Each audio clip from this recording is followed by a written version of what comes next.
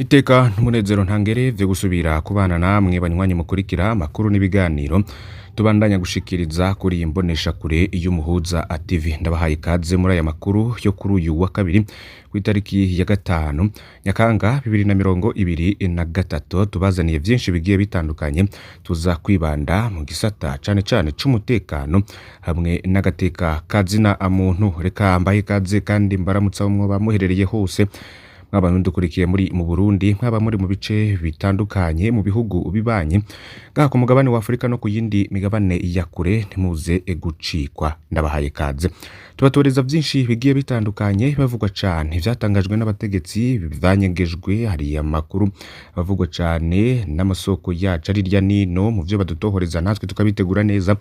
Hari bivugwa cane ku mbuga ngurukana bumenyi n'ibimenyesha amakuru bitandukanye. Vyose rero nivyo mukurikira. Hari benshi rero babandanya kutwereka ko mudukurikira, ndabakengurukiye. Turaza gutangurira mu yarabana n'agateka kazina muntu. Hari inyuruzwa rya Desire Manirambona ngo ryobazwa Elifazi Niyongabo arongoye iperereza mu gisagara ca Bujumbura. Hari ubutumwa bw'umukozi w'iperereza rero twoba duhejeje kuronka. N'ubutumwa rero bugaruka ku inyuruzwa rya Desire Manirambona, vyavuzwe ko yoba yarishwe nawe rero akaba yahora ari umukozi mw'iperereza.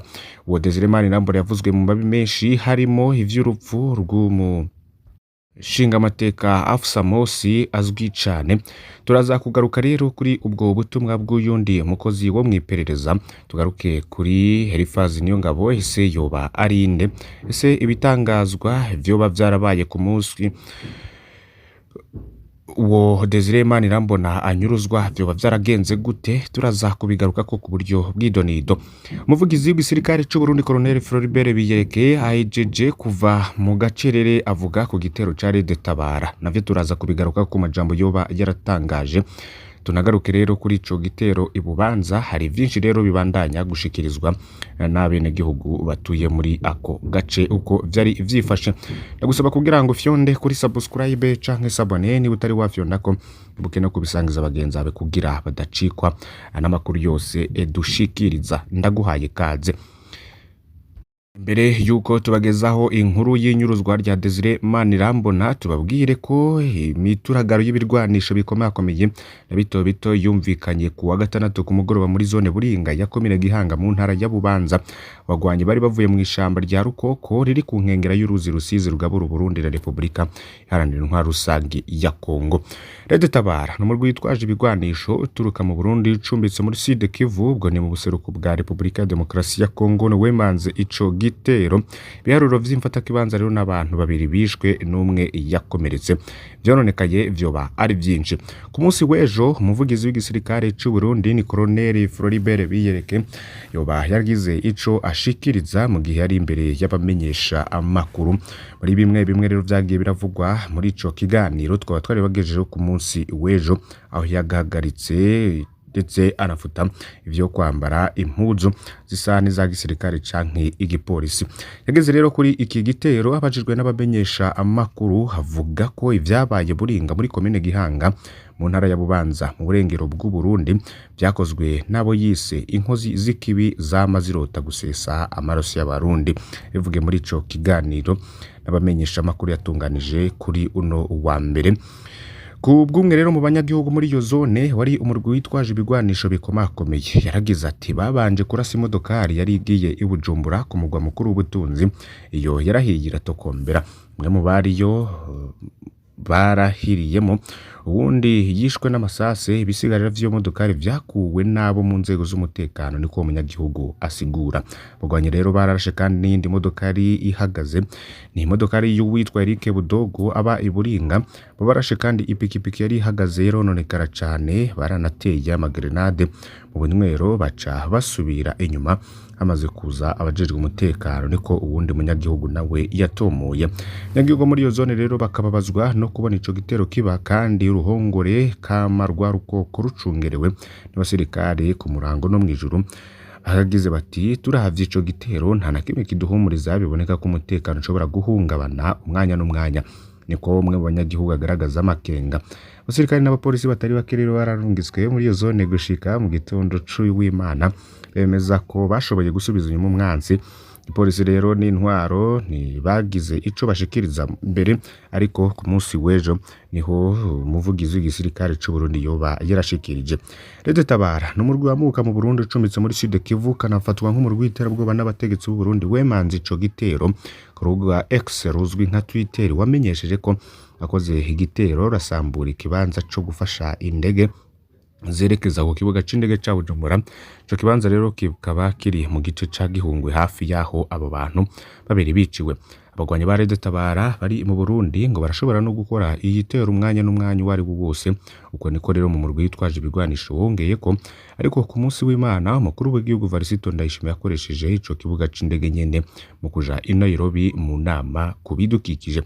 Muri ruheshi guheze abanyagihugu bari bavuze ko hari abantu bitwaje ibigwanisho binjiye mu kibira bari baciye muri iyo zone. Kuva muri 2015 abantu bitwaje ibigwanisho bava muri Republika ya Demokarasi ya Kongo bagerageza kwinjira mu kibira baciye muri iyo zone, bikaba bitarigera bibakundira gushika ubu.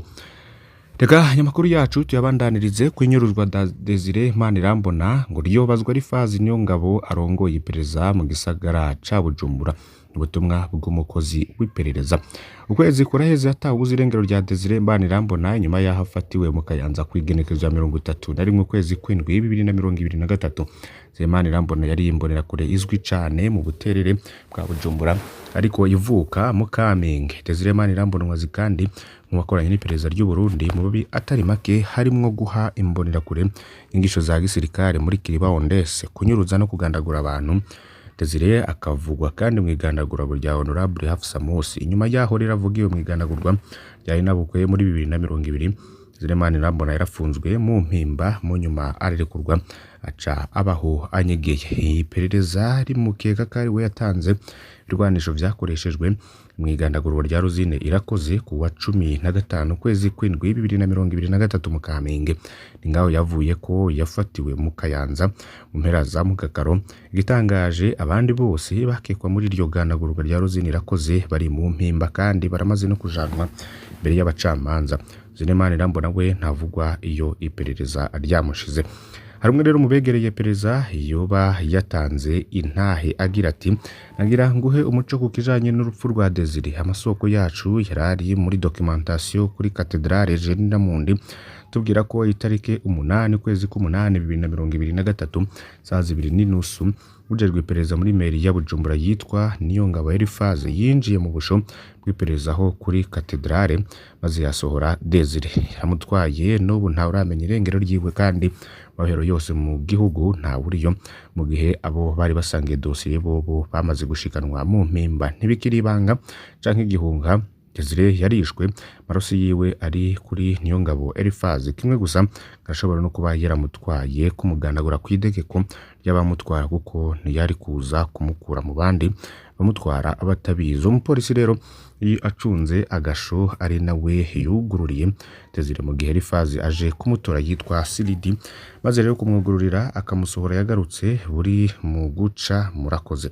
Niko rero yoba yaragize ico ashikiriza.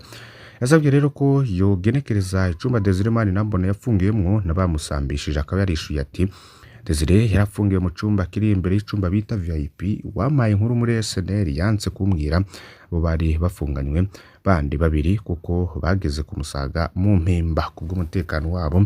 Watanze ayo makuru yavuze ko iminsi ibiri mbere yuko hasorwa Elifaze nyene baramusohoye mu ijoro amagurira amata. Ayo mata Desire ntiyanyoye. Kijanye n'umupeje yoba yaramusambishije watanze inkuru avuga ko atazwi uko Elifaze we ari akunze kuza aramusohora mu ijoro agasubira akamwinjiza, ariko itariki 8 kwezi k'umunani 2023 ntiyamugarukanye. Ese wowe Elifaze Niyongabo avugwa ninde? Elifaze Niyongabo ni intwazangabo mu iperereza SNL amaze gukora mu ntara zitari zike za Kayanza, Muyinga, Rumonge, Mwaro n'ahandi batwara iperereza mu gisagara ca Bujumbura aho yaciye hose rero izina rya Elifaze Niyongabo ryaravuzwe mu mabi menshi cyane harimwo kunyuruza abantu bakabugwa irengero ari ukubariza igufa abapfungwa torture n'ibindi muri 2016 Elifaze Niyongabo mu gihe yari arongoye iperereza mu Kayanza avuga ko ari we yahawe umukuru w'umugambwe na Debu Hugo hari amategeko kuva rero ubwo nta gakuru kahubwo hari amategeko. Elifaze Niyongabo ni rimwe mu mazina y'iterabwoba ku ntwaro y'ikiringo ca gatatu ca Nkurunziza bikaba bitangaje ingene perezida Ndayishimiye avuga impinduka mu gihugu kubandanya kwizera abantu nka Elifaze Niyongabo ko yoba ari we yanyikije Desire Manirambona nawe vyotangaza ariko ico abantu benshi bibaza kenshi ni ingene abakozi b'iperereza babaye mu vyo kwica kunyuruza abantu no kubariza igufa abafungwa ingene biyumva iyo bahagaze kwicana iyo hageze kwicana kunyuruzanya no kuborezanya igufa hagati yabo umwe wese vyoba bushika kibaza ko ari kibazo c'umwanya gusa ese bo bene babo bazomugira uko nyene niko rero ikibazo ca Pacifique rinahazwe nkuko yanditse kuri iyo nkuru agisozereye. N'ayandi makuru rero ku buryo butandukanye turaza kuyabatunganiriza bivugwa cyane mu bisata bitandukanye ku mbuga ngurukana bumenyi bimenyesha makuru n'ibindi byinshi bigenda bitangazwa. Uyu munsi rero turaza kubigarukako ndagusaba kugira ngo fyonde kuri subscribe canke s'abone ne utari wafyondako bukena kubisangiza abagenzi abe kugira badacikwa n'amakuru yose dushikiriza. Mana ibahezagire kandi turaza gusubira kuri uyu munsi. Uno Muhuza TV.